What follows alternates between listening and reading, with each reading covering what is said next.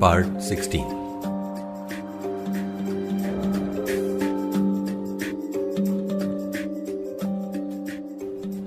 मैं जब भी मोटरसाइकिल पर माहिम के इलाके से गुजरता, किसी न किसी जगह बदरू यानी जॉनी वॉकर मुझे जरूर दिखाई दे जाता।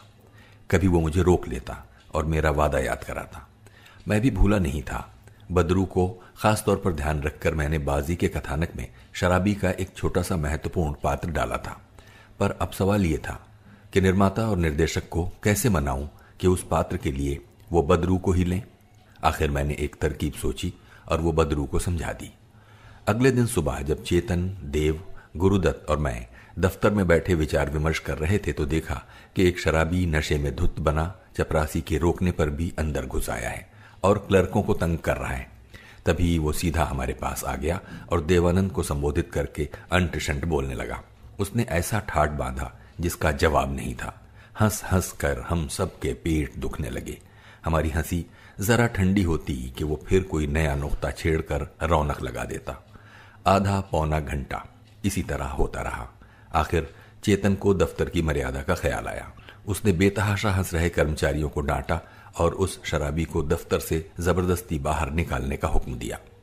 उसी समय मैंने बदरू को सलाम करने के लिए कहा। वो उसी समय अटेंशन हो गया और किसी मदारी की तरह सबको सलाम करने लगा। देखने वालों की हैरानी का हद्दो हिसाब नहीं था। कुछ क्षण पहले जो व्यक्ति मदहोश था अब पूरी तरह होश में था।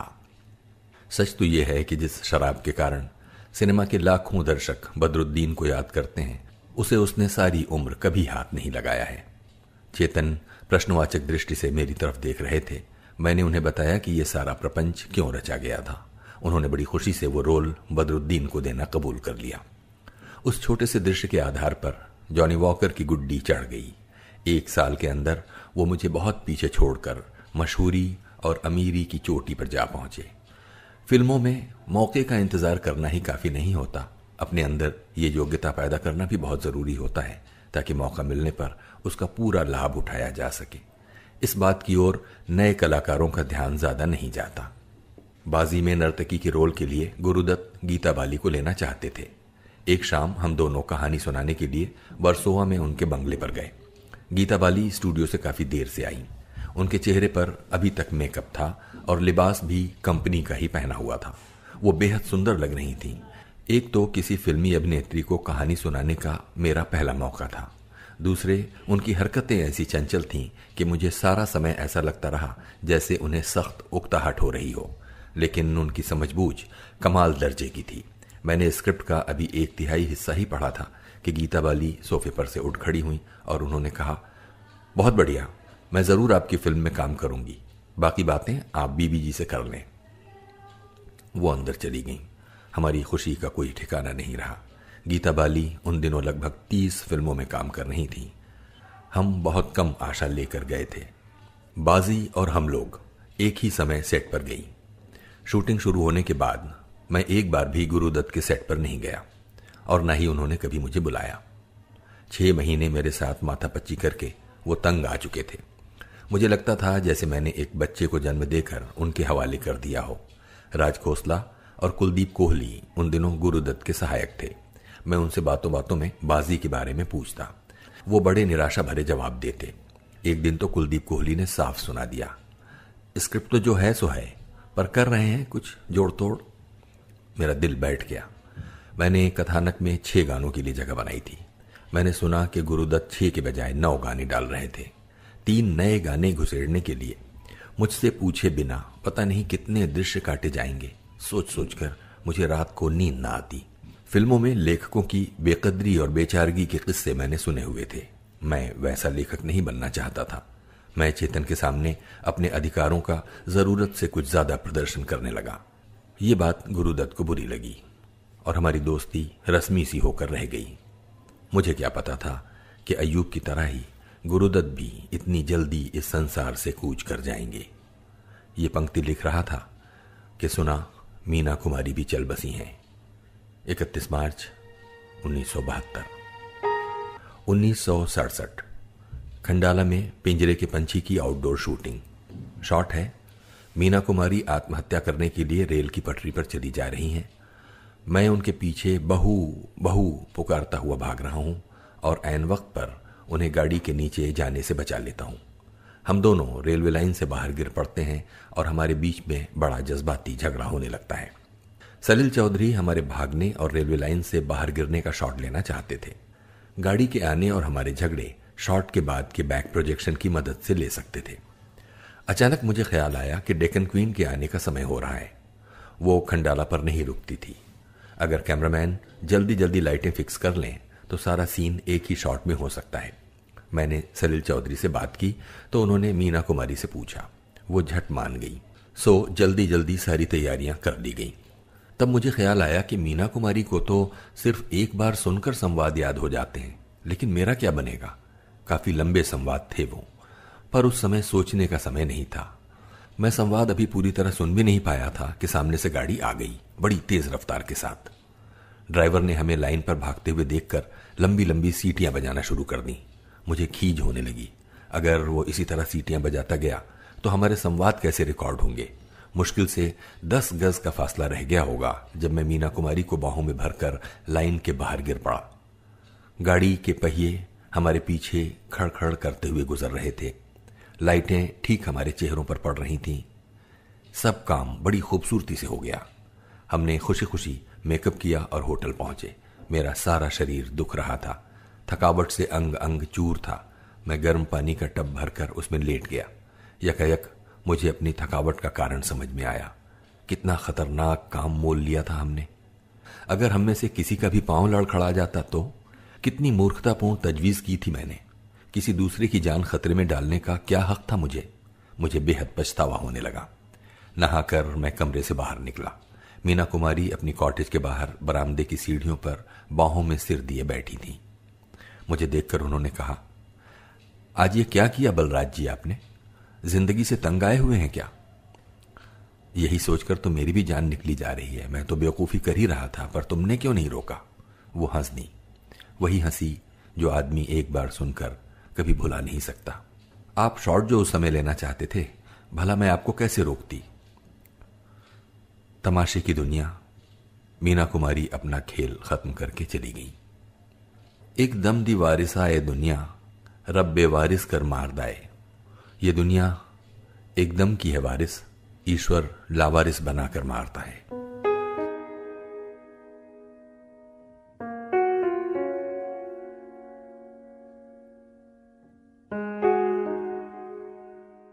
हम लोग की शूटिंग शुरू हुई तो मेरी बुरी हालत थी। पहले दिन मैं एक भी अच्छा शॉट न दे पाया। कैमरे का डर जो पहाड़ की तरह मेरी छाती पर बैठा चला आ रहा था, अब असह्य हो उठा। उस दृश्य में अनवर हुसैन मेरे साथ काम कर रहे थे, मुर्गी चोर कुंदन के रोल में। उनकी तरफ देखते ही मेरा आत्मविश्वास टूट जाता, होशो हवास उड़ जाते। शॉट तो क्या, एक भी रिहर्सल मुझसे सिरे न चढ़ी। मेरी उस हालत का अंदाजा इस बात से लगाया जा सकता है कि एक मौके पर जब मैं हवा खाने के लिए बाहर बेंच पर जाकर लेटा तो पतलून में मेरा पेशाब निकल गया। लंच की छुट्टी के बाद मैं किसी हद तक अपने आप को संभाल सका। 1-2 शॉट भी हुए, पर जैसे मुझे हौसला देने के लिए ही ओके किए गए। मैं जितना ही डरता, अनवर हुसैन उतने ही जोश में आ जाते। फिल्मों की शूटिंग में आमतौर पर यही होता है। यहां खरबूजे को देखकर खरबूजा रंग पकड़ता नहीं, बल्कि रंग छोड़ता है। अनवर का रोल बेहद चुलबुला था। ऐसा लग रहा था जैसे वो उन्हीं के लिए तैयार किया गया हो। अनवर हुसैन हम लोग की जान थे। उनका अभिनय अद्वितीय था। उसके बाद पिछले 20-22 वर्षों में उस स्तर का रोल उन्हें एक बार भी नहीं मिला। जिया उस दिन मुझे टैक्सी में अपने साथ बैठाकर स्टूडियो ले गए। शाम को भी टैक्सी में इकट्ठे ही वापस आए। रास्ते में मैंने बड़ी नम्रता से कहा, जिया, जो भरोसा तुमने मुझ पर किया है, मैं उसके काबिल हूं नहीं। तुम्हें बड़ी मुश्किलों से फिल्म मिली है, अभी कुछ भी नहीं बिगड़ा है। मेरी जगह किसी और को ले लो, मैं बिल्कुल बुरा नहीं मानूंगा। जवाब में जिया ने जिस अपनत्व और बड़प्पन का सबूत दिया, उसे मैं भूल नहीं सकता। अपनी आदत के अनुसार वो कुछ देर दांतों तले अपना नाखून काटते रहे। फिर उन्होंने कहा, बलराज साहब, अब तो या तो इकट्ठे तैरेंगे या इकट्ठे डूबेंगे। पर इस जवाब से मुझे न हौसला मिला न खुशी मिली, बल्कि अगले दिन फिर कैमरे के सामने जाने का डर और ज्यादा सताने लगा। घर पहुंचकर अपनी पत्नी को देखते ही मैं फूट फूट कर रोने और दीवार से सिर टकराने लगा। मैं कभी एक्टर नहीं बन सकता, कभी नहीं, मेरे मुंह से बार बार निकल रहा था। इतने में जिया सरहदी का सेकंड असिस्टेंट नागरथ वहां आया। उसकी उम्र मुश्किल से 19 साल की होगी। उसने मुझे उस हालत में देखा तो लगा ऊंची आवाज में डांटने फटकारने, कायर, डरपोक, बड़े कम्युनिस्ट बने फिरते हैं और अपनी आत्मा है कि अमीरों के जूते में पल रही है। शर्म से डूब मरना चाहिए आपको। मैं भौचक्का सा उसके चेहरे की तरफ देखने लगा। वो बोले जा रहा था, आप एक्टिंग नहीं कर सकते, बिल्कुल बकवास। आप दूसरों से 100 दर्जा बेहतर एक्टिंग कर सकते हैं, मगर तब तक नहीं जब तक आप उनकी मोटरों की तरफ देखते रहेंगे, उनकी शोहरत और अमीरी के रोब के नीचे दबे रहेंगे। अनवर अमीर है, नरगिस का भाई है, इसीलिए आपकी जान निकली जा रही है। ईर्ष्या आपको अंदर ही अंदर खा रही है। बड़े दावेदार बनते हैं कला के, लेकिन असल में आपकी नजरें कला की तरफ नहीं, दौलत की तरफ हैं। वही सबसे बड़ी और ऊंची चीज है आपकी नजरों में। हाथी के दांत खाने के और दिखाने के और। इप्टा का नाटक सड़क के किनारे नागरथ ने भी देखा था। उसमें भी मैंने एक बेरोजगार और बीमार नौजवान का रोल किया था। पूरे नाटक में वो पात्र पूंजीवादी व्यवस्था के विरुद्ध जहर उगलता है। वो रोल मैं बड़े जोशीले और प्रभावशाली ढंग से करता था। मेरे शब्द दर्शकों के दिलों में उतरते चले जाते थे, उन पर बहुत गहरा असर डालते थे। नाटक के अंत में हॉल तालियों से गूंज उठता। हम लोग का मेरा रोल भी वैसा ही था। फिर रो रो कर दीवार से सिर फोड़ना कहां की अक्लमंदी थी। नागरथ का तीर निशाने पर बैठा। उसने मेरे रोल का रहस्य मुझे समझा दिया। नफरत, हर आदमी से नफरत, हर चीज से नफरत, पूरी जिंदगी से नफरत, बेहिसाब नफरत। मेरे ठंडे निर्जीव शरीर में गर्मी आ गई। मेरी आत्मा पर नागरथ सूरज बनकर चमक उठा। 19 साल के एक नौजवान ने मेरी कठिनाई कैसे पहचान ली, ये सोचकर मैं आज भी हैरान हो जाता हूं। उस रात मैं अपने भीतर नफरत की भट्टी जलाता रहा। अब मैं समझ गया था कि मेरा हौसला अकारण ही नहीं टूटा था, बल्कि मेरे परिवेश ने जानबूझकर या अनजाने उसे तोड़ने की साजिश की थी। परिवेश नए कलाकार को ऊपर उठाता नहीं, बल्कि हर संभव उपाय से कुचलना चाहता है, और उस कलाकार को तो वो हर हालत में कुचलता है जो कोई विशेष शारीरिक या मानसिक गुण लेकर जन्म लेने का गुनाह कर बैठा हो। जो कलाकार ठीक समय पर इस बात को समझ गया और अपने बचाव के लिए डट गया, समझिए वो बच गया। जिसने अपने बारे में दूसरों की बातें कबूल करनी, वो खत्म हो गया। उस रात मैंने अपने दोस्तों, साथियों और दूसरे लोगों को उस नफरत की भट्टी में झोंक दिया। मैं सबको अपने दुश्मन के रूप में देखने लगा। मेरा हौसला बढ़ने लगा, सहम घटने लगा। तब मैं बेसब्री से उस पल की प्रतीक्षा करने लगा जब अनवर से मेरा मुकाबला होगा, अपने ही जैसे परिस्थितियों के गुलाम एक आदमी से। असल में मैं घोर अन्याय कर रहा था। अगले दिन मैं जिया के साथ नहीं, बल्कि अपनी मोटरसाइकिल पर बैठकर स्टूडियो गया। मेकअप मैन दादा परांज पे मेरे कमजोर झुर्रियों भरे चेहरे पर कई प्रकार के लेप और रंग लगाने लगे ताकि मैं कैमरे के सामने सुंदर लगूं। मैंने उन्हें रोक दिया। मुझे कोई जरूरत नहीं है सुंदर बनने की, और न मैं सिर पर नकली बाल ही लगाऊंगा। मैं जैसा हूं वैसा ही रहने दो मुझे। पैक केक का सादा सा पोचा कर दो चेहरे पर और बस। मैं अपने चेहरे को अपना महसूस करना चाहता हूं। दादा परांज पे मेरे मुंह की तरफ देखते रह गए, फिर बोले, जैसे जिया साहब ने कहा है वैसे ही करना होगा। जवाब में मैंने कड़क कर कहा, जिया साहब डायरेक्टर हैं और मैं पिक्चर का हीरो हूं, उनका दोस्त भी हूं। अब आपस में निपट लेंगे हम। आप वही कीजिए जो मैं कहता हूं। दादा को झुकना पड़ा। वहां से सेट तक अहाते में कई चमचमाती हुई मोटरें खड़ी थीं। मैंने इधर उधर देखा और एक दो पर थूका, फिर बाकी मोटर पर मन ही मन थूका। जब मैं सेट पर पहुंचा तो अनवर की तरफ ऐसी हिकारत से घूर कर देखा जैसे वो सचमुच अपनी बहन के टुकड़ों पर पलते हों। आज ये सब सोचकर मन में बड़ी ग्लानि होती है। और जब अनवर ने मेरी नजर के सामने आंखें झुका ली तो मैंने जीत का गुरूर महसूस किया। इस समाज में हर आदमी दूसरे का दुश्मन है, इसीलिए तो इस किस्म के फिल्मी मुहावरे सुनाई देते हैं, वो उसे खा गया, वो उस पर छा गया। आज देखता हूं कि कौन मुझे खाता और कौन मुझ पर छाता है, मैं अपने मन में बार बार कह रहा था। अजीब बात थी, मुझे पूरे दृश्य के संवाद अपने आप याद हो आए। रिहर्सल में मैं इस तरह बोला जैसे बाज चिड़ियों पर झपटता है। जिया ने मुझे सीने से लगा लिया। पास खड़े मेरे गुरु यानी नागरथ की आंखें चमक रही थीं। उस दिन खुशी भरे वातावरण में शूटिंग हुई। पूरे स्टूडियो में जैसे नया खून दौड़ गया। कहावत है ना कि चूहा सोंठ का टुकड़ा पाकर पंसारी बन बैठा था, मैं भी नफरत पाकर कलाकार बन गया। अगर मेरा रोल या वो दृश्य किसी और मूड का होता तो ये नफरत काम ना आती, और क्योंकि मुझे वो नफरत रास आ गई थी इसलिए वो सब रोगों की दवा प्रतीत होने लगी। मैं जिया की उम्मीदों पर कुछ कुछ पूरा उतरने लगा। मैं जो कुछ कर रहा था वो फिल्म अभिनय की दृष्टि से घटिया था, पर उस पात्र के संदर्भ में वो बहुत अनुकूल और बहुत सही था। मेरी किश्ती भंवर में से निकल आई। खुशकिस्मती से संवाद काव्यात्मक और नाटकीय थे।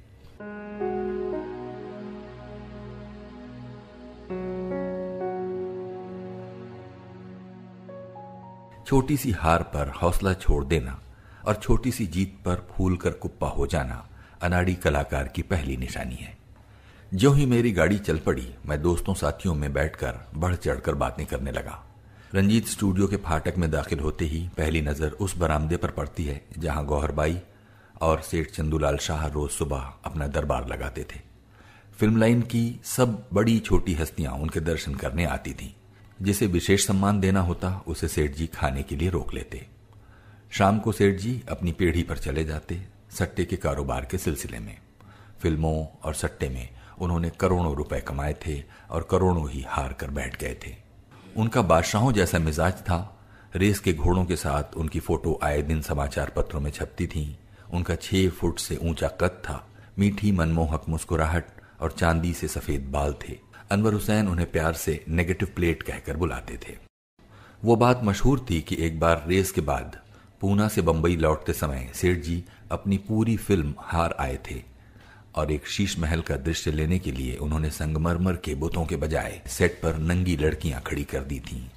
और भी कई किस्म की कहानियां सच्ची या झूठी उनके बारे में प्रचलित थीं।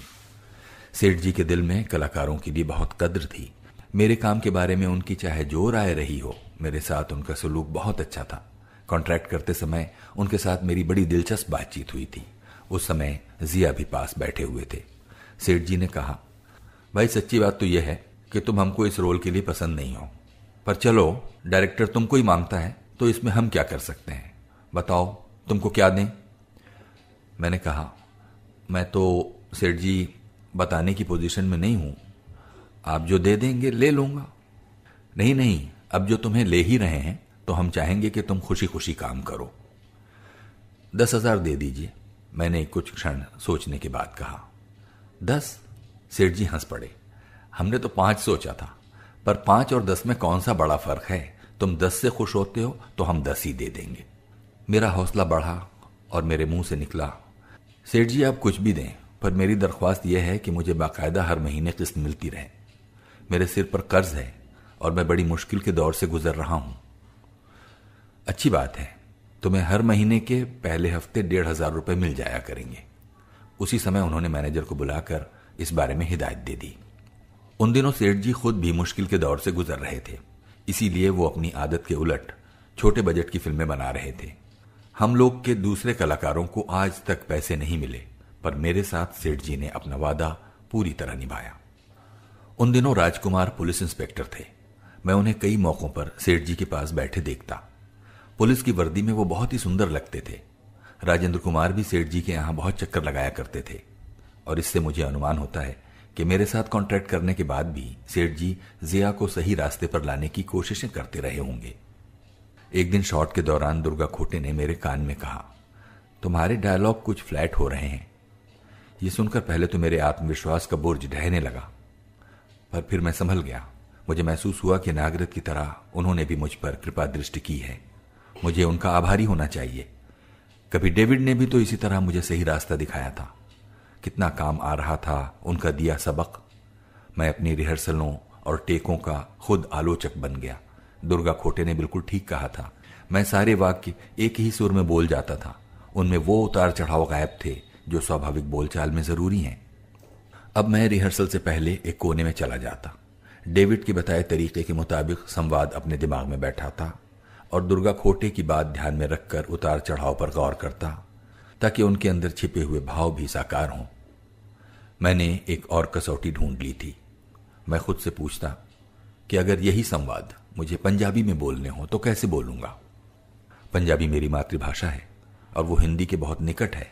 इस प्रकार स्वाभाविक ढंग से संवाद बोलने के रास्ते में मैं एक कदम और आगे बढ़ सका। इसी तरह कुछ जिया की, कुछ अपने साथियों की और कुछ स्टूडियो के सुखद वातावरण की सहायता से मेरा काम जोर पकड़ता गया और फिल्म के बारे में भी अच्छी बातें कानों में पड़ने लगीं। स्टूडियो के वातावरण के बारे में एक बात स्पष्ट करना चाहता हूं, वो सबके लिए एक सा सुखद नहीं होता। उदाहरण के लिए जिया फिल्म की एडिटिंग के लिए एक आदमी बाहर से लाए थे जिसकी वो बहुत तारीफें करते थे और उसे फिल्म इंडस्ट्री के सबसे बढ़िया एडिटरों में गिनते थे। बदकिस्मती से उस एडिटर के पिता दिल का दौरा पड़ने के कारण पूरे हो गए। उसके पास अंतिम संस्कार के लिए भी पैसे नहीं थे। अपनी सहायता के लिए वो स्टूडियो आया। सुबह के 10 बजे से शाम के 4 बजे तक वो पैसों के इंतजार में बैठा रहा। स्टूडियो के अंदर हमारी शूटिंग निर्विघ्न चलती रही। उस एडिटर के दिलो दिमाग को बहुत गहरा सदमा पहुंचा। हम लोग के बाद उसने काम छोड़ दिया और नीम पागल सा हो गया। वो दिन रात शराब पीने लगा और हर जगह निसंकोच होकर भीख मांगने लगा। आखिर उसकी हालत बहुत ही खराब हो गई। मैं तरस खाकर कभी उसकी थोड़ी बहुत मदद कर देता, पर इससे उसका फायदा नहीं बल्कि नुकसान ही होता था।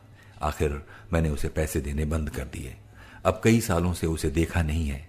पता नहीं वो जिंदा है या मर गया। टेक्नीशियनों और मजदूरों की ऐसी हालत में से गुजरना हमारी फिल्म इंडस्ट्री की पुरानी रवायत है। स्टूडियो के एक मेकअप रूम में मैंने मुगल ढंग की एक जरीदार पगड़ी एक तरफ फर्श पर पड़ी हुई देखी। मुझे बड़ा अजीब सा लगा। मेकअप मैन ने बताया कि शाहजहां फिल्म की शूटिंग के समय केएल सहगल यही पगड़ी सिर पर रखा करते थे। सुनकर बहुत दुख हुआ। दूसरे देशों में ऐसी निशानियों को बड़े प्यार और आदर से संभाल कर रखा जाता है। मुझे एक कहावत याद आई जो मेरी माता जी अक्सर दोहराया करती थी, आज नहीं तो कभी भी नहीं। उस मेकअप मैन का नाम स्वामी था। उसने अपने बारे में भी मुझे बड़ी दिलचस्प बात बताई। वो थाने में रहता था, जो बंबई से लगभग 25 मील दूर एक छोटा सा शहर है। सुबह जब वो काम के लिए रवाना होता था तो उसके बच्चे सोए हुए होते थे। रात को जब काम से घर लौटता था तो भी बच्चे खा पी कर सो चुके होते थे। उसने अपने बच्चों को सिर्फ सोने की हालत में ही बढ़ते हुए देखा था। उस जमाने में स्टूडियो में इतवार की छुट्टी नहीं होती थी। आजकल महीने में एक इतवार की छुट्टी जरूर होती है।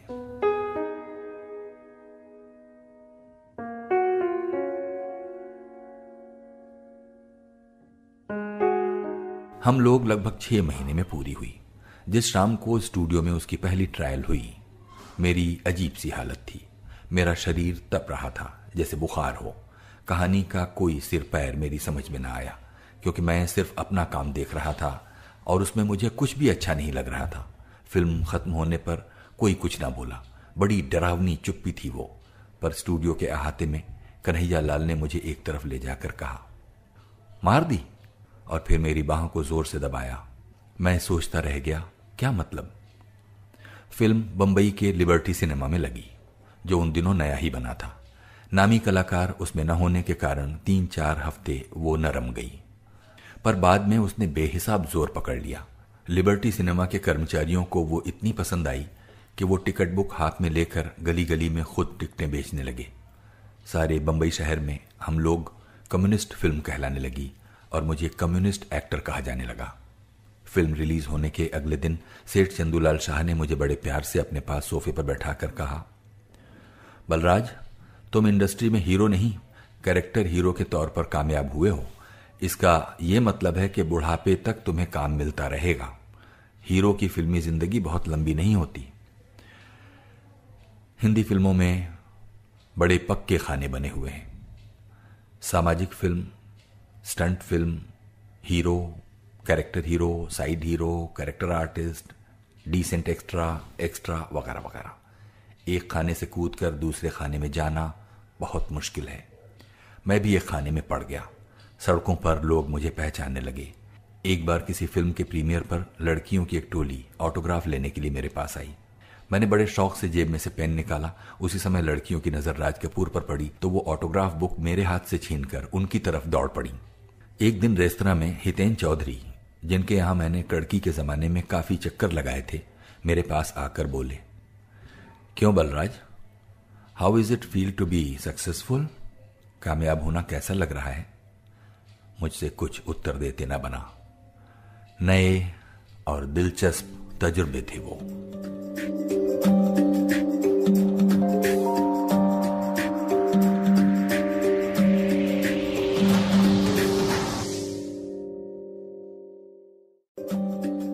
पार्ट 17।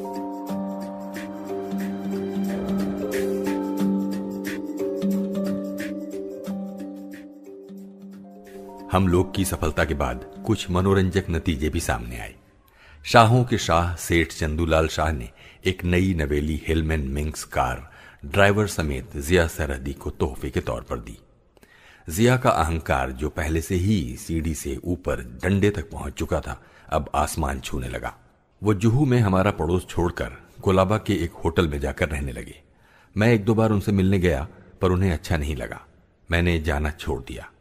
ऐसी बातों का अब मैं आदी हो चला था। पर सेठ चंदूलाल शाह से बढ़कर कम्युनिस्ट पार्टी ने जिया सरहदी को उछाला। उसे लगा जैसे समाजवादी यथार्थवाद का मसीहा प्रकट हो गया हो।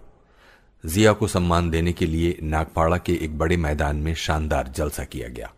वहां बहुत बड़ा मंच बनवाया गया, जिसके पीछे सिनेमा के पर्दे जितनी बड़ी सफेद चादर पर दो चित्र बने हुए थे, एक कॉमरेड स्टालिन का और दूसरा कॉमरेड जिया सरहदी का। बाद में पता चला कि यह सारा खर्च जिया ने खुद किया था। मंच पर सबके बीच में कॉमरेड डांगे बैठे हुए थे। उनके दाएं हाथ जिया और हम लोग के सितारे थे नूतन, श्यामा, सज्जन, दुर्गा खोटे, कन्हैया लाल, अनवर हुसैन और मैं। बाएं हाथ में थे अली सरदार जाफरी, मुगनी अब्बास, साबिर और कुछ अन्य प्रगतिशील लेखक। कॉमरेड डांगे को अपने भाषण में जिया सरहदी की तो प्रशंसा करनी ही थी।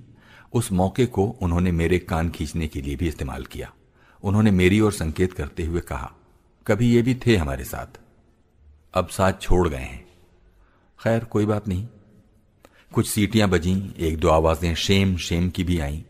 तभी कॉमरेड डांगे को अपनी गलती का एहसास हुआ और उन्होंने झट भाषण का रुख मोड़ दिया। मैंने ईश्वर का शुक्र मनाया और सिर झुकाए बैठा रहा। हम लोग में सारे यूनिट ने एक साथ मिलकर भ्रातृभाव से काम किया था। सबको आशा थी कि भविष्य में ये यूनिट और भी मजबूत होगा और हम लोग से भी बढ़िया सामाजिक फिल्में बनाएगा। मुझे तो ऐसा लगता था जैसे एक पराई दुनिया में मनमर्जी का ठिकाना मिल गया हो। इसमें शक नहीं कि जिया ने मुझे बहुत संभाला और सम्मान दिया था, और लिखने के काम में उन्होंने बाजी में मेरी काफी मदद की थी। हम लोग का मुख्य पात्र जिया ने अमरीकी नाटक टोबैको रोड में से लिया था, पर उसे हिंदुस्तानी परिस्थितियों के अनुसार ढालने में उन्हें मुश्किल पेश आ रही थी। इस सिलसिले में मेरी राजनीतिक और सामाजिक सूझबूझ उनके बहुत काम आई। फिल्म का क्लाइमेक्स लिखने के लिए, जो लोगों को बहुत पसंद आया था, जिया, किशन चोपड़ा और मैं रात रात भर इकट्ठे जागे थे। अदालत में मेरा भाषण फिल्म का सबसे बड़ा आकर्षण था, जिसे बार बार देखने के लिए लोग टिकट खरीदा करते थे। टाइम्स ऑफ इंडिया की समालोचक क्लेयर ने, जिनकी याद में फिल्म फेयर अवार्ड की स्थापना की गई थी, मुझ में ओवर एक्टिंग का नुक्स जरूर निकाला था, लेकिन साथ ही ये लिखा था कि मेरा पात्र कभी भुलाया नहीं जा सकता। जिया सरहदी को अगली फिल्म फुटपाथ में मुंह मांगी मुरादें मिली। दिलीप कुमार और मीना कुमारी जैसे सितारे, खर्च करने के लिए बेहिसाब पैसा और सैद्धांतिक विचार विमर्श के लिए कम्युनिस्ट पार्टी के प्रसिद्ध विद्वान अली सरदार जाफरी, रमेश थापर, गवानकर वगैरह। पर अफसोस कि इन सारी सहूलतों के बावजूद फुटपाथ बुरी तरह फेल हुई। समाजवादी यथार्थ का किला मजबूत न हो सका। सेठ चंदूलाल शाह तो हमेशा के लिए खत्म हो गए। उनका स्टूडियो बंद हो गया और टेक्नीशियनों और मजदूरों पर मुसीबतों के पहाड़ टूट पड़े। उधर बाजी की सफलता अपने करिश्मे दिखा रही थी। देखते देखते देवानंद, गीता बाली, गुरुदत्त, साहिर लुधियानवी, सचिन देव बर्मन प्रसिद्धि के शिखर पर जा बैठे और अपनी अपनी पीठ थपथपाने लगे। उनका गुणगान करने के लिए फिल्मी पत्रिकाएं भी हाजिर हो गईं। भला इस नक्कार खाने में एक अज्ञात लेखक की तूती कैसे बच सकती थी? आज भी जब मैं किसी को बताता हूं कि बाजी की पटकथा और संवाद मैंने लिखे थे, तो वो हैरानी से मेरी ओर देखने लग जाता है। चेतन आनंद ने अपनी अगली फिल्म की पटकथा और संवाद लिखने के लिए मुझे 6,000 रुपए देने की बात की, पर हम लोग के बाद 20-20 हजार रुपए की पेशकशें मेरे इर्द गिर्द घूमने लगी थीं। फिल्मी लेखकों की बेकदरी मैं देख ही चुका था, सो मैंने चेतन की बात बेदिली से ही मंजूर की। पर चेतन की पेशकश का एक और महत्वपूर्ण पहलू भी था। वो अगली फिल्म का निर्देशन मुझे दे रहे थे, जिसके लिए 1,000 रुपए माहवार मुझे अलग से मिलने थे। आज जब मैं पीछे की तरफ मोड़कर देखता हूं तो इस बात से इनकार नहीं कर सकता कि उस समय चेतन मुझ पर बहुत बड़ा एहसान कर रहे थे। अभिनेता बनने के बजाय लेखक और निर्देशक बनना मेरे स्वभाव के बहुत अनुकूल था। अगर मैं अच्छा निर्देशक बन जाता तो फिर अपने विचारों के अनुसार अपनी मर्जी की फिल्में बना सकता था। तब मैं आज की तरह हिंदी फिल्मों के घटियापन के रोने रो रो कर दिल की भड़ास न निकालता, बल्कि उन्हें मोड़ देने की कोशिश करता। मैं अभिनय और लिखने का अनुभव तो प्राप्त कर ही चुका था। अगर निर्देशक के तौर पर भी एक बार सफल हो जाता तो आज की तरह फिल्मों से भाग निकलने के सपने देखने की शायद जरूरत न पड़ती। मैंने नई फिल्म की कहानी पर 2-3 महीने काम किया, जिसका नाम हमने 16 आने रखा, लेकिन एक्टिंग की पेशकशें मेरा ध्यान अपनी तरफ खींच रही थीं। फिर कुछ और उलझनें उठ खड़ी हुई जिनका जिक्र यहां करने की जरूरत नहीं है। आखिर उस फिल्म की योजना ठप कर दी गई। ऊपर से मजे की बात यह कि हम लोग का उबाल ठंडा पड़ते ही एक्टिंग की पेशकशें भी झट ठंडी पड़ गईं। मुश्किल से एक फिल्म मिली, बदनाम, जो डीडी कश्यप फिल्मिस्तान के लिए बनाने वाले थे। उस फिल्म में श्यामा हीरोइन थी और मैं हीरो था। शीला रमानी और हेलेन भी उस फिल्म में पहली बार आईं। हेलेन उस समय 14-15 साल की बड़ी ही सुंदर लड़की थी, बस गुड़िया सी लगती थी। वो अपनी मां के साथ बर्मा से नई नई आई थी। उस समय उसे ना तो नाचना आता था, ना हिंदी बोलनी आती थी। शिक्षा की ओर से भी वो कोरी थी, लेकिन इस सब कुछ के बावजूद वो फिल्मी भेड़ियों को बहुत जल्दी पहचान गई। मां को तो पैसे के लालच में भविष्य का उजाला प्रतीत हुआ, पर हेलेन को नहीं। वो जल्दी ही अपनी मां से पीछा छुड़ाकर प्रोड्यूसर PN अरोड़ा के साथ जुड़ गई, हालांकि वो उम्र में उसके पिता के बराबर थे। इस प्रकार वो न सिर्फ सुरक्षित होकर जीवन बिताने लगी, बल्कि नृत्य कला और अभिनय में भी उसने भरपूर विकास किया। मेरे दिल में हेलेन के व्यक्तित्व के लिए गहरा सम्मान है। अगर वो मां का कहना मानकर पैसा कमाने वाली मशीन बन जाती तो कहीं की ना रहती। इसी फिल्म में उल्लास और मुराद भी महत्वपूर्ण रोल कर रहे थे। दोनों की जबान पर सरस्वती विराजमान थी। उन्हें सैकड़ों हजारों की संख्या में शेर याद थे। हिंदी उर्दू उनकी मातृभाषा थी। जब वो शराब के गिलास भरकर एक दूसरे से चोंचबाजी करने लगते तो सुनने वालों पर जादू सा तारी हो जाता।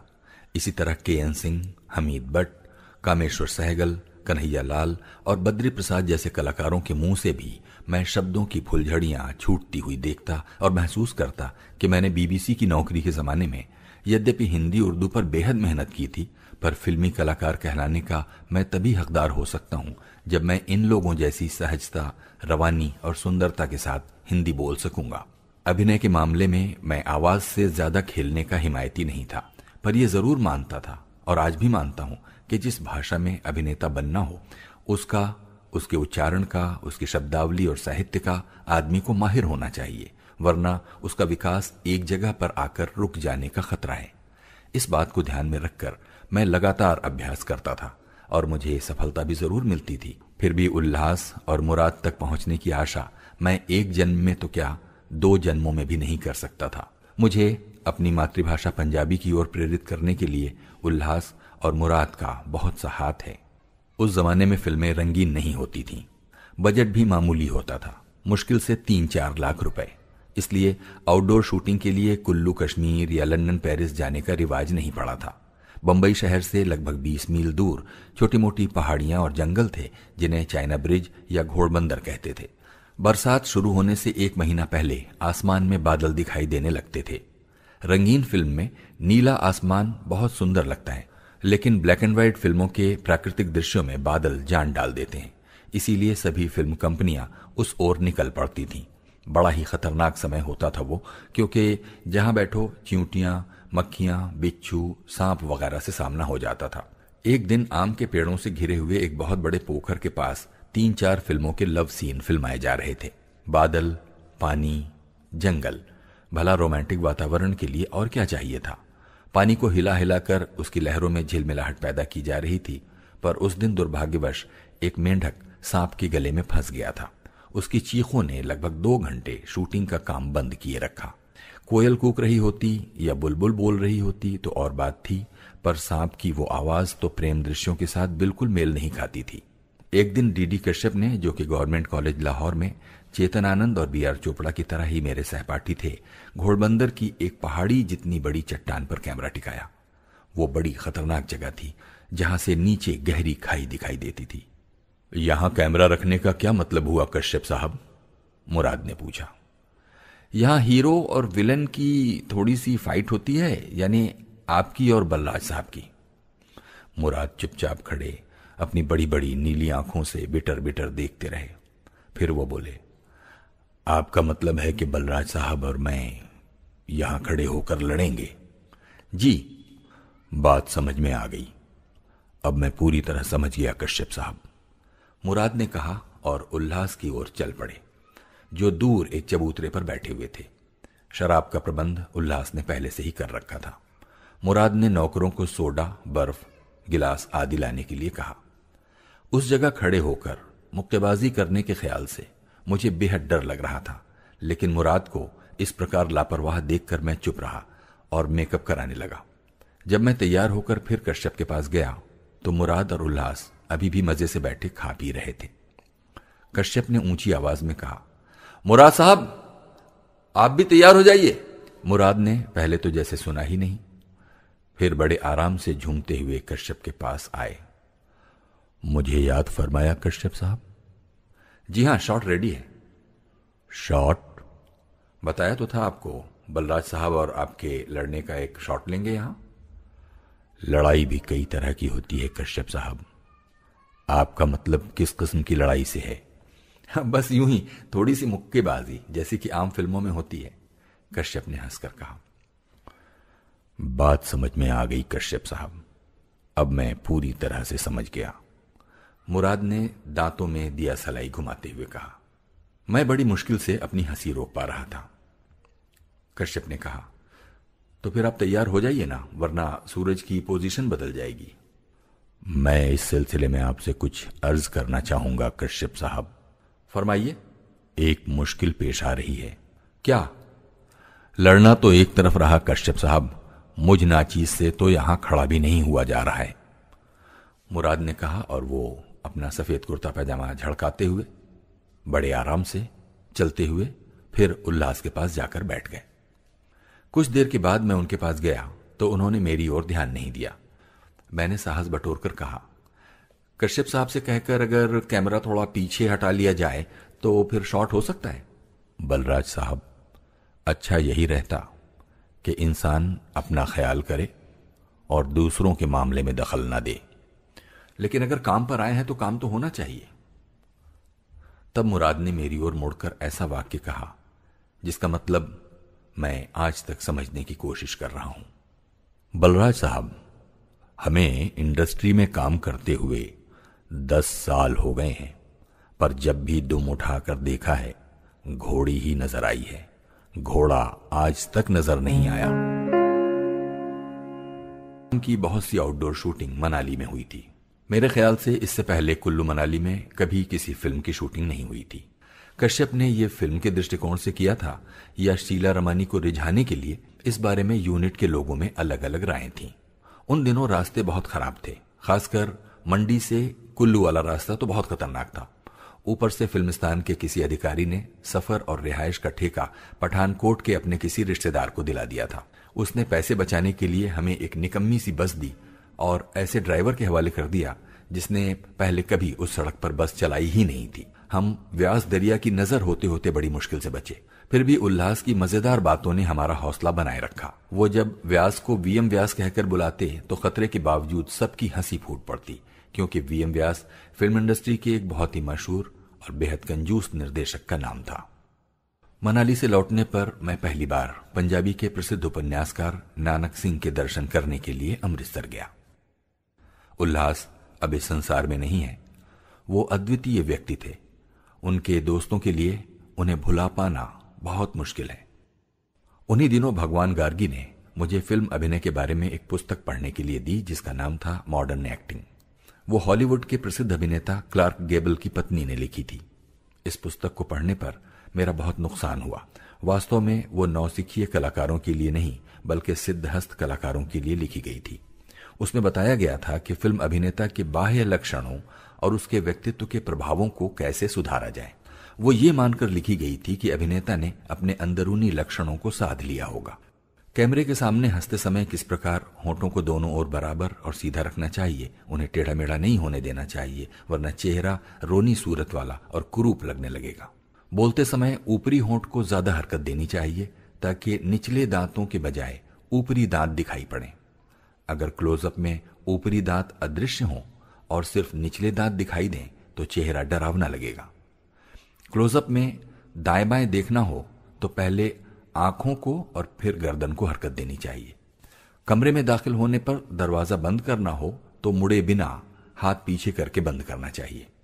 कुर्सी पर कैसे उठना बैठना चाहिए, अपनी चाल को कैसे आकर्षक बनाना चाहिए। बेशक वो एक बहुमूल्य पुस्तक थी। अच्छा अभिनेता बनने के लिए अपने चेहरे, बोलचाल, हर हरकत में आकर्षण पैदा करना बहुत जरूरी है। क्लार्क गैबल ने अपनी संसार प्रसिद्ध मुस्कुराहट तैयार करने के लिए आईने के सामने महीनों तक अथक मेहनत की थी ताकि वो स्वाभाविक और उनके चेहरे का अभिन्न अंग बन जाए, और उस मुस्कुराहट पर लाखों स्त्रियां परवानों की तरह कुर्बान हुआ करती थी। इसी तरह दिलीप कुमार की बिखरी हुई जुल्फों का अंदाज और उनकी उदासी भरी गहरी नजर भी बड़ी मेहनत से तैयार की गई चीजें हैं।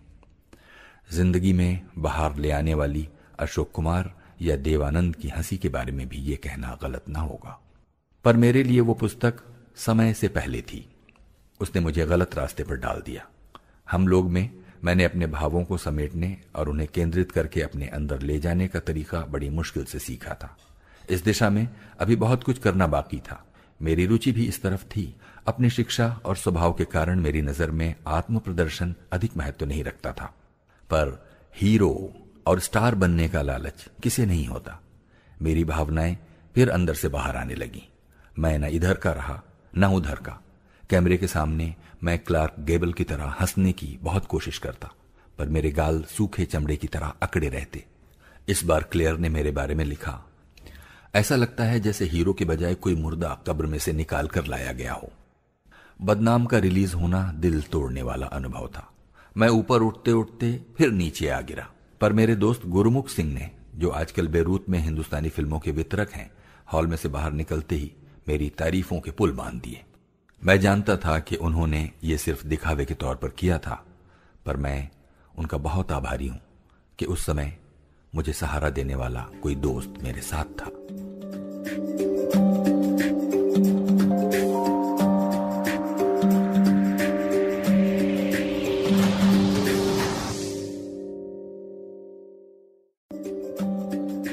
पार्ट 18।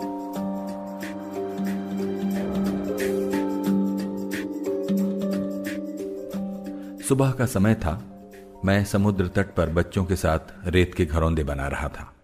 तभी मैंने देखा एक गोलमटोल बंगाली बाबू अपनी धोती का सिरा पकड़े मेरी ओर आ रहा है। मैं उसे जानता नहीं था। उस व्यक्ति का नाम असित सेन था, जो उन दिनों बिमल रॉय के सहायक निर्देशक थे और बाद में हिंदुस्तानी फिल्मों के प्रसिद्ध हास्य अभिनेता बने। असित सेन ने बिल्कुल मेरे निकट पहुंचकर उदास और नकसुरी आवाज में कहा, बिमल राय दादा आपको याद कर रहे हैं, उन्हें फिल्म के बारे में बात करनी है। बिमल रॉय मुझे याद कर रहे हैं, और वो भी फिल्म के बारे में बात करने के लिए? मैं विश्वास न कर सका। हां, एक बार वो हम लोग के सेट पर आए थे, जबकि श्यामा के साथ मेरा लव सीन चल रहा था। उस दृश्य में श्यामा बिना किसी शर्म संकोच के मुझ पर झुकी जा रही थी और मैं काठ की तरह अकड़ा हुआ था। मेरे उस घटिया अभिनय को देखने के बाद बिमल रॉय जैसे निर्देशक मुझे कभी अपनी फिल्म में लेना चाहेंगे, ये अनहोनी सी बात थी। फिर भी मैं जल्दी से तैयार होकर मोहन स्टूडियो पहुंचा। अपने चेहरे पर मैंने हल्का सा पाउडर लगा लिया था और इंग्लैंड का सिला हुआ सूट प्रेस करा कर पहन लिया था, जो उस मौसम को देखते हुए काफी भारी था। जब मैं बिमल रॉय के कमरे में दाखिल हुआ तो वो मेज पर बैठे कुछ लिख रहे थे। उन्होंने आंख उठाकर मेरी ओर देखा तो देखते ही रह गए। मुझे लगा जैसे मैंने कोई कसूर कर दिया हो। कुछ देर बाद उन्होंने मुड़कर अपने पीछे कुर्सियों पर बैठे कुछ लोगों से बांग्ला में कहा, এই যে কি चमत्कार मानुष, আমার সঙ্গে ঢাডা করেছে কি? क्या अजीबोगरीब आदमी पकड़ लाए हो, मेरे साथ क्या मजाक कर रहे हो? उन्हें शायद पता नहीं था कि मैं बांग्ला जानता हूं। उन्होंने मुझे बैठने को भी नहीं कहा। आखिर वो बोले, मिस्टर साहनी, मेरे आदमियों से लगता है कुछ गलती हुई है। जिस किस्म का पात्र मैं फिल्म में पेश करना चाहता हूं, आप उसके बिल्कुल उपयुक्त नहीं हैं। इतना रूखा व्यवहार। गैरत की मांग थी कि मैं उसी समय वहां से चला जाता, लेकिन मैं वहां जैसे गड़ा रहा। आसमान को पहुंची हुई आशाएं इतनी जल्दी मिट्टी में मिल जाएंगी, इसके लिए मैं तैयार नहीं था। क्या पात्र है? मैं गला साफ करते हुए मैंने पूछा। एक अनपढ़ गरीब देहाती का। बिमल रॉय के लहजे में व्यंग्य था। मैंने फिर चाहा कि उल्टे पांव वापस चला जाऊं, लेकिन पैरों ने हिलने से जवाब दे दिया, और कोई अदृश्य शक्ति उन्हें रोके हुए कह रही थी कि यह मौका दोबारा नहीं आएगा। और उसी अदृश्य शक्ति ने मेरे मुंह से कहलवाया, ऐसा रोल मैं पहले कर चुका हूं। कहां? पीपल्स थिएटर की फिल्म धरती के लाल में। बिमल रॉय के चेहरे का भाव बदला। उनके पीछे बैठे लोगों ने भी जैसे सुख की सांस ली। तब उनमें बैठे सलील चौधरी को मैंने पहचाना, जो खुद इप्टा यानी इंडियन पीपल्स थिएटर के सदस्य थे और जिनसे मैं एक दो बार मिल चुका था। क्या पता उन्होंने बिमल रॉय को मेरा नाम सुझाया हो। धरती के लाल में किस पात्र का रोल किया था? बिमल रॉय ने पूछा। प्रधान के बेटे निरंजन का। शंभू मित्रा उस फिल्म के सहयोगी निर्देशक थे। उन्होंने मेरी बहुत मदद की थी। बॉशो, बिमल रॉय ने कुर्सी की तरफ संकेत करते हुए कहा। धरती के लाल से भी ज्यादा काम किया शंभू मित्रा के नाम के जादू ने। जैसे मैंने बिमल रॉय की निर्देशकीय योग्यता को चुनौती दी हो, मुझे रोल मिल गया। स्टूडियो के बागीचे में सीमेंट की एक बेंच पर बैठकर ऋषिकेश मुखर्जी ने मुझे फिल्म की कहानी सुनाई। सुनाते समय उन्होंने मुझे भी रुलाया और खुद भी रोए। बंबई शहर के बाहर जोगेश्वरी के इलाके में उत्तर प्रदेश और बिहार के भैंसें पालने वाले भैया लोगों की बहुत बड़ी बस्ती है। मैं अगले दिन से वहां के चक्कर लगाने लगा। मैं भैया लोगों के साथ बैठता, उनकी बातें सुनता, उन्हें काम करते हुए देखता। वो कैसे चलते हैं, क्या पहनते हैं, क्या खाते हैं, कैसे उठते बैठते हैं, ये सब मैं बड़े गौर से देखता और अपने मन में बैठा था। भैया लोगों को सिर पर गमछा लपेटने का बहुत शौक होता है और हर कोई उसे अपने ही ढंग से लपेटता है। मैंने भी एक गमछा खरीद लिया और घर में उसे सिर पर लपेटने का अभ्यास करने लगा, लेकिन वो खूबसूरती पैदा ना होती। मेरे सामने ये एक बहुत बड़ी समस्या थी जिसे हल करने की मैंने पूरी कोशिश की। 2 बीघा जमीन में मेरी सफलता ज्यादातर इसी अध्ययन का नतीजा है। शूटिंग का दिन आ पहुंचा। इस बार मैं मन में डर लेकर नहीं बल्कि उमंग से स्टूडियो जा रहा था। मुझे अपनी पसंद के मुताबिक काम मिल रहा था। मैंने बिमलदा से प्रार्थना की कि मुझे खुद अपना मेकअप करने और कपड़े पहनने की इजाजत दी जाए। वो मान गए। आखिर मैं शंभू महतो बनकर किसानों के से अंदाज में चलता हुआ उनके सामने गया तो मुझ में पहले दिन वाले सूटेड बूटेड आदमी की कोई बात बाकी नहीं थी। देखकर बिमलदा बहुत खुश हुए। वो अपनी खुशी कभी शब्दों द्वारा प्रकट नहीं करते थे। ऐसे मौकों पर उनका गोरा गोल सा चेहरा जरा सा सुर्ख हो उठता था। बिमल रॉय का निर्देशन बड़ा ही सूक्ष्म और कलात्मक था, यद्यपि उसमें बरुआ वाली शिद्दत नहीं थी। पहला शॉट था जिसमें मैं जमींदार के दीवान खाने में दाखिल होता हूं। रिहर्सल के समय बिमल रॉय ने मुझे हिदायत दी कि मैं पायदान पर पांव पोंछ कर अंदर जाऊं। इस यथार्थवादी स्पर्श ने मेरी कल्पना में पता नहीं और कितनी बातें जागृत कर दी। मैंने सिर्फ पांव ही नहीं पोंछे, उस हरकत द्वारा यह भी दिखाया जैसे किसान डर के मारे जमींदार के सामने पेश होने के मौके को टाल रहा हो। और मैंने देखा कि बिमल रॉय ने इस बात को भांप लिया था। हमारे बीच एक नई पहचान का रिश्ता पैदा होने लगा। जमींदार का रोल मुराद कर रहे थे। उस दृश्य में कई शॉटों के दौरान मुझे फिर अपनी खामियों का एहसास हुआ, खासकर जब कैमरा मेरे बिल्कुल नजदीक आ जाता था। मैं अपना चेहरा जकड़ा हुआ महसूस करता। मैं वो चीज अभिव्यक्त न कर पाता जो मैं अपने दिल में महसूस करता था, लेकिन स्टूडियो का वातावरण शांत और सुखद था जो मुझे सहलाता हुआ प्रतीत होता था। इसके पूर्व मैंने शूटिंग के समय शोर शराबा ही देखा था जो मेरे होश गायब कर देता था। दृश्य के अंतिम शॉट में मैं जमींदार के पांव पकड़कर गिड़गिड़ाता हूं कि वो मेरी जमीन न छीने। टेक से पहले बिमल रॉय ने मुराद के कान में कह दिया था कि जब मैं उनके पांव पकड़ूं तो वो उसे जोर से झटक कर छुड़ा लें और कैमरे के दायरे से बाहर निकल जाएं। मुझे ये बात पता नहीं थी। सो जब टेक में मुराद ने झटक कर अपना पांव छुड़ाया और वो मेरे मुंह पर आकर लगा तो मैं गुस्से और अपमान से बुरी तरह रो पड़ा। कट होने के बाद भी मैं देर तक कालीन पर उसी तरह पड़ा सिसकियां भरता रहा। शॉट बहुत बढ़िया हुआ था। मुराद ने मुझे बाहों में लेकर माफी मांगी और असली बात बताई। मैं बिमल रॉय का और भी कायल हो गया। उसी दिन मेकअप मैन जगत बाबू से पता चला कि मेरे रोल के लिए अशोक कुमार, जयराज, भारत भूषण और अन्य कई प्रसिद्ध अभिनेताओं ने काफी कोशिश की थी। यह भी पता चला कि कॉन्ट्रैक्ट होने के बाद भी मुझे हटाया जा सकता था। उस दिन की शूटिंग एक तरह से मेरी परीक्षा थी। मुझे लगा कि मैं पास हो गया था। उसी दिन निरूपा रॉय भी सेट पर आई और हमारी पहली मुलाकात हुई। मैं उन्हें बहुत बड़ी फिल्मी अभिनेत्री समझे हुए था। वास्तव में वो फिल्मों में नई नई ही आई थी।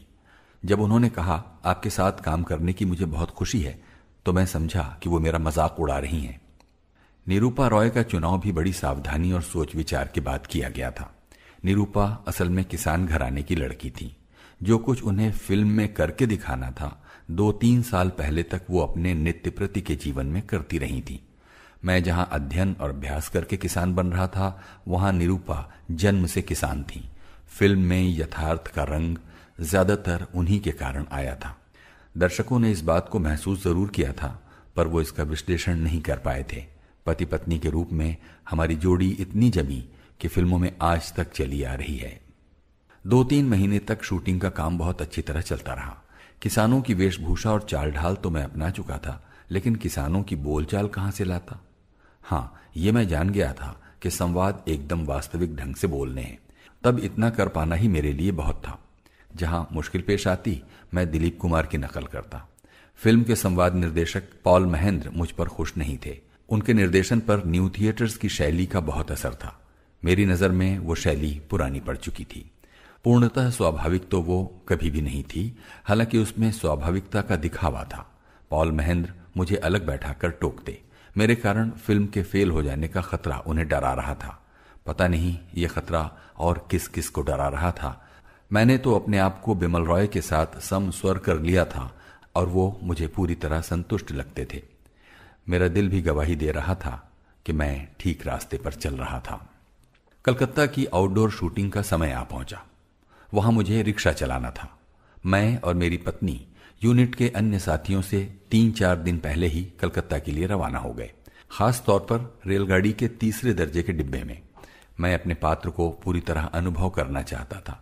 मैं रास्ते में किसानों को गाड़ी में चढ़ते, उतरते, बैठते, लेटते देखना चाहता था, क्योंकि बाद में ऐसा एक दृश्य फिल्माया जाना था। कलकत्ते में मैं रिक्शे वालों की यूनिट के दफ्तर में गया। वहां एक साथी ने मुझे एक ही दिन में रिक्शा चलाने के सभी गुर सिखा दिए। हाथ रिक्शा चलाना साइकिल रिक्शा चलाने से आसान है, मगर इसमें मेहनत इतनी करनी पड़ती है कि अंग अंग टूटने लगता है। फिर कलकत्ता की घनी और तेज रफ्तार भीड़ में तो बहुत संभल कर चलना पड़ता है। शूटिंग शुरू होने से पिछली शाम को मैं और मेरी पत्नी शिशिर भादुड़ी का नाटक चंद्रगुप्त देखने गए। नाटक के क्षेत्र में स्वर्गीय शिशिर भादुड़ी का वही स्थान है जो साहित्य के क्षेत्र में रविंद्रनाथ ठाकुर का। उनके अभिनय को यूरोप और अमेरिका में भी सम्मान मिला है। उनका उच्च कोटि का नितांत सहज, स्वाभाविक, सरल और प्रयत्नहीन अभिनय देखकर मेरा आत्मविश्वास, जो मैंने बड़ी कठिनाई से प्राप्त किया था, फिर से डगमगा उठा। उस रात मैं सो न सका। रह रहकर मुझे लगता कि मैं अभिनय कला में बिल्कुल कोरा हूं। अपने को हौसला देने की मैंने काफी कोशिश की, पर कोई लाभ न हुआ। अगले दिन विक्टोरिया मेमोरियल के आसपास शूटिंग शुरू हुई। देखते देखते मेरी फिर वही हालत हो गई जो हम लोग के शुरू के दिनों में थी। मुझे अपने संवाद भूल भूल जाते। जो कुछ भी मैं कहता मुझे गलत महसूस होता। मैंने दिलीप कुमार का सहारा लेना चाहा, लेकिन उनकी जगह शिशिर भादुड़ी सामने आकर खड़े हो जाते। मैं उन दोनों की तरह बोलने, हरकतें करने का यत्न करता। 2 मौलानाओं के बीच मुर्गी हराम होने वाली बात थी। बिमल रॉय हैरान थे। क्या बात है, तबीयत ठीक नहीं है क्या? उन्होंने पूछा। हाँ, मैं रात ठीक से सो नहीं पाया। वो शायद असली बात भाप गए थे। मुझे वहीं छोड़कर वो चौरंगी में कुछ शॉट लेने चले गए। मेरा सिर बुरी तरह चकरा रहा था। मैं हताश होकर अपने रिक्शे में ही बैठ गया। इतने में एक अधेड़ उम्र का रिक्शे वाला, जो दूर खड़ा हमारा तमाशा देख रहा था, मेरे पास आया। उसका हुलिया जोगेश्वरी के भैया लोगों से काफी मिलता जुलता था, लेकिन सेहत से वो बहुत कमजोर था। पीले कमजोर दांत बाहर की ओर निकले हुए, झुर्रियां भरे चेहरे पर कई दिनों की बढ़ी हुई दाढ़ी जो बीच बीच में से सफेद हो चुकी थी। इधर क्या होता है बाबू? उसने पूछा। फिल्म उतार रहे हैं, मैंने बताया। तुम फिल्म में पार्ट करते हो? हाँ। क्या पार्ट करते हो? यह सोचकर कि उससे बातें करने से मन दूसरी ओर लगेगा, मैं उसे फिल्म की कहानी सुनाने लगा, जैसे कभी ऋषिकेश मुखर्जी ने मुझे सुनाई थी। उस पर भी वही प्रतिक्रिया हुई, उसकी आंखों से आंसू झरने लगे। फर्क सिर्फ यह था कि उसे वो अपने ही जीवन की कहानी महसूस हो रही थी। उसने मुझे बताया कि बिहार के किसी गांव में उसकी भी 2 बीघा जमीन थी जो 15 साल से जमींदार के पास बंधक पड़ी थी। उसे छुड़ाने के लिए वो 15 साल से कलकत्ते में रिक्शा चला रहा है, पर अब उसे कोई आशा नहीं है कि वो कभी उसे छुड़ा सकेगा। मेरे पास खड़ा वो कुछ देर तक ठंडी सांसें लेता रहा और फिर वो ये कहता हुआ चला गया, ये तो मेरी कहानी है बाबू, ये तो मेरी कहानी है। मेरे भीतर से एक नई आवाज उठी। अभिनय कला की ऐसी की तैसी, शिशिर भादुड़ी की ऐसी की तैसी, दिलीप कुमार की ऐसी की तैसी। मेरे जैसा खुशकिस्मत और कौन होगा जिसे एक दुखी लाचार इंसान की कहानी दुनिया को सुनाने का मौका मिला है। ये जिम्मेदारी मुझ पर डाली गई है, चाहे मैं उसे पूरा करने के योग्य हूं या नहीं। कुछ भी हो, इसे पूरा करने के लिए मुझे अपनी सारी शक्ति लगानी होगी। कर्तव्य से मुंह मोड़ना कायरता होगी, पाप होगा। तब मैंने उस अधेड़ उम्र के रिक्शे वाले की आत्मा जैसे अपने अंदर संभाली ली और अभिनय कला के बारे में सोचना बिल्कुल छोड़ दिया। मैं समझता हूं कि मेरे उस रोल की अप्रत्याशित सफलता का असली रहस्य इसी में है। किसी पुस्तक में से नहीं, बल्कि जीवन में से अभिनय कला का एक बुनियादी उसूल अचानक ही मेरे हाथ लग गया था। जिस पात्र का रोल करना है, अभिनेता उसके साथ जितना ही अभिन्न हो जाएगा उतना ही सफल होगा। अर्जुन ने तीर चलाते समय सिर्फ मछली की आंख देखी थी, जो कि उसका लक्ष्य था। अमृत बाजार पत्रिका के समालोचक ने मेरे उस रोल के बारे में लिखा था, बलराज साहनी के अभिनय में प्रतिभा का स्पर्श है। वो स्पर्श मुझे उस अधेड़ रिक्शे वाले ने दिया था। सोवियत रूस के एक फिल्मकार ने कहा था, बलराज साहनी के चेहरे पर एक संसार चित्रित है। वो संसार भी उस अधेड़ रिक्शे वाले का ही था। ये शर्म की बात है कि आज भी, आजादी के 25 साल बाद भी, वो संसार बदला नहीं है। कलकत्ता की शूटिंग के दौरान और भी कई घटनाएं हुई जिन्होंने मेरे जीवन अनुभव को समृद्ध बनाया।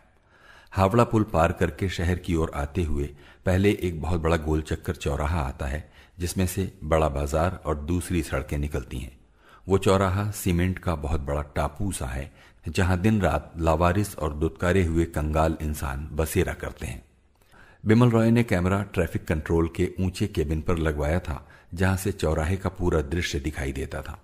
मुझसे कहा गया था कि इशारा मिलते ही मैं देहाती लोगों की सी घबराहट में हावड़ा पुल की ओर से आऊं और चौराहे के उन कंगाल लोगों में से गुजरूं। बहुत महत्वपूर्ण शॉट था वो। मेरी कहानी मानो सिर्फ मेरी नहीं, उन अभागे इंसानों की भी कहानी थी। मुझे घबराहट का दिखावा भर करना था, लेकिन लोगों की भागदौड़ को देख मैं सचमुच घबरा गया। मैं चौराहे के पास पहुंचा ही था कि अचानक एक ट्राम आकर रुकी और मैं उसके नीचे आते आते बचा। ऐन मौके पर मैं लाइन तो पार कर गया, लेकिन मेरे हाथ में पकड़ी हुई लाठी का निचला सिरा सीमेंट के चबूतरे से टकरा गया और मैं चारों खाने चित्त गिर पड़ा। साथ ही मेरा बेटा रतन कुमार भी गिर पड़ा, जिसने मेरी उंगली पकड़ रखी थी। लाठी के सिरे पर टंगी हुई कपड़ों की गठरी दूर जा गिरी। ड्राइवर ट्राम रोककर मुझे तोल तोल कर गालियां देने लगा। ये सोचकर कि कैमरा चल रहा होगा और मेरे गिरने से शॉट में और भी सुंदरता पैदा हुई होगी, मैं जल्दी से उठा और बच्चे को पकड़कर फिर आगे चल पड़ा। अपनी लाठी और कपड़ों की गठरी उठाना मैं भूल ही गया।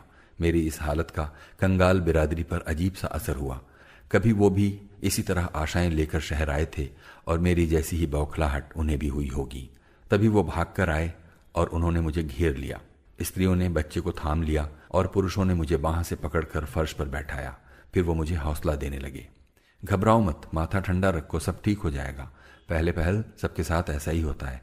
थोड़ा देर इधर आराम करो, हम तुमको सब कुछ बताएगा, तुम्हारा मदद करेगा, किसी बात का फिक्र मत करो। इतने में उनमें से कोई मेरे लिए पीने का पानी ले आया, पर मेरा ध्यान अभी भी कैमरे की ओर था।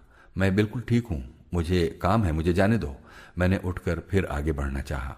उन लोगों को और भी विश्वास हो गया कि मैं होशो हवास खो चुका हूं। उन्होंने मुझे और भी मजबूती से पकड़ लिया। क्या ठीक है? तुम्हारा गठरी किधर गिरा? इसका तो तुमको होश ही नहीं है। हमारा बात क्यों नहीं सुनता है तुम? एक स्त्री बोली, इस बच्चा को मारना चाहता है तुम क्या? मैं बुरी तरह घिर गया था। मुझे यही नहीं पता था कि शॉट कब का कट हो गया था और बिमल रॉय, ऋषिकेश मुखर्जी और अन्य साथी भीड़ में खड़े मेरा तमाशा देख रहे थे।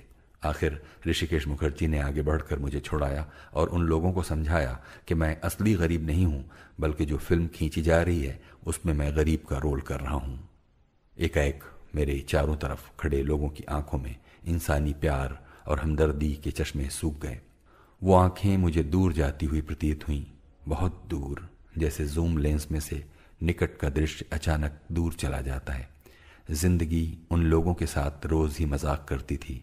आज मैंने उनका भेष बनाकर उनसे मजाक किया था। ये सबसे क्रूर मजाक था। ये बात उनकी आंखें कह रही थीं। अब उन आंखों में नफरत थी। यकायक हुए इस मौन परिवर्तन को मैं कभी भूल नहीं सकूंगा। बिमल रॉय अब इस संसार में नहीं है।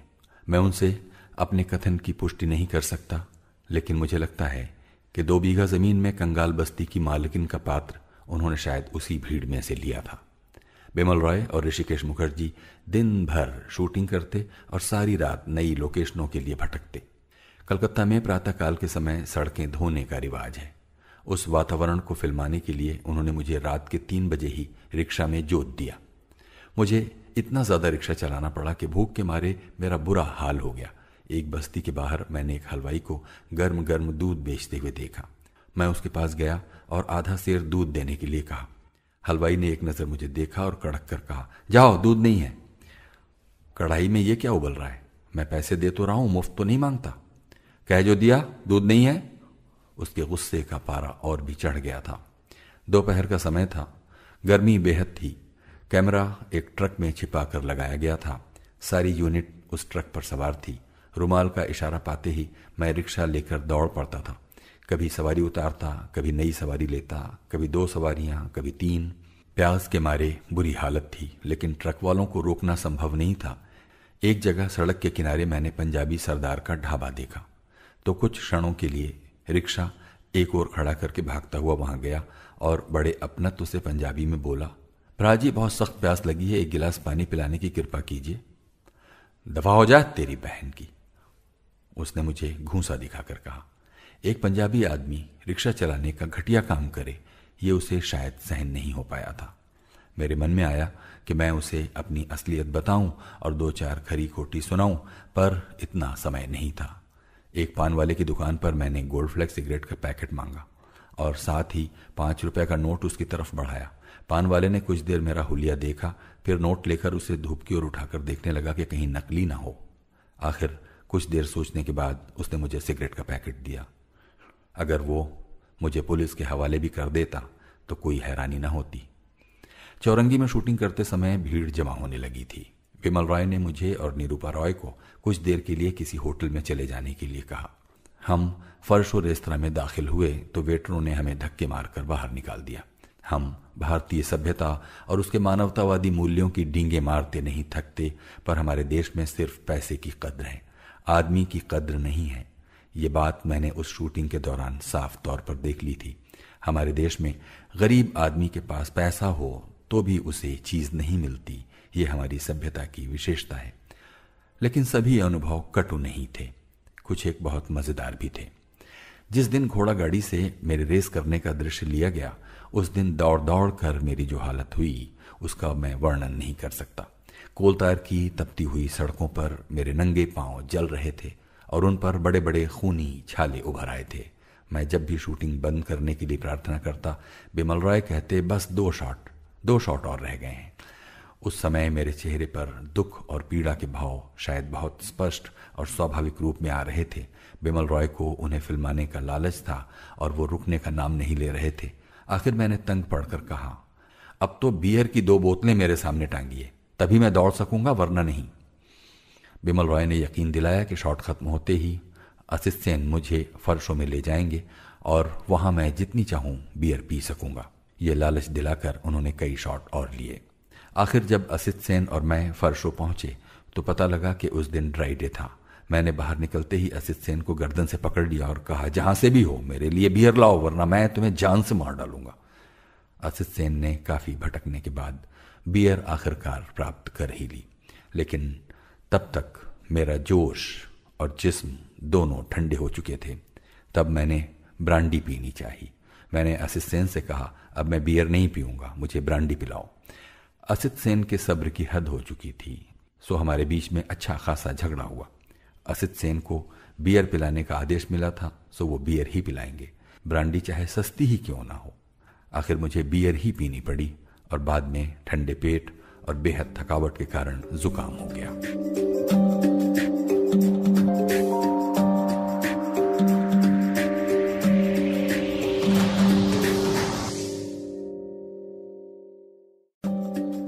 Part 19, last part.